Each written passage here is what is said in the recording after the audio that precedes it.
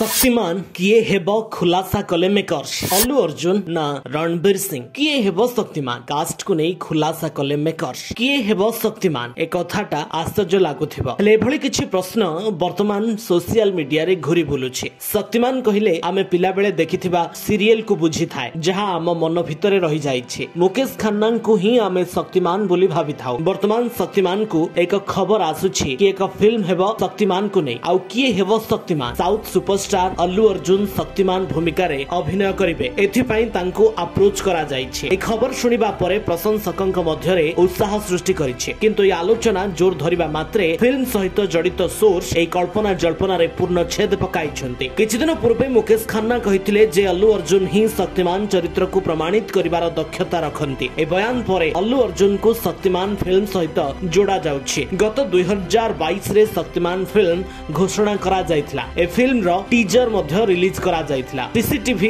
TV series रे शक्तिमान चरित्र रे लोकंक हृदय रे राज करिथिले Mukesh Khanna. Any production house रो एक सूत्र स्पष्ट करिछि जे केवल रणबीर सिंह ही शक्तिमान हेबे। जे माने अन्य ना को नै आलोचना करूछन्ति ताहा केवल गुजब।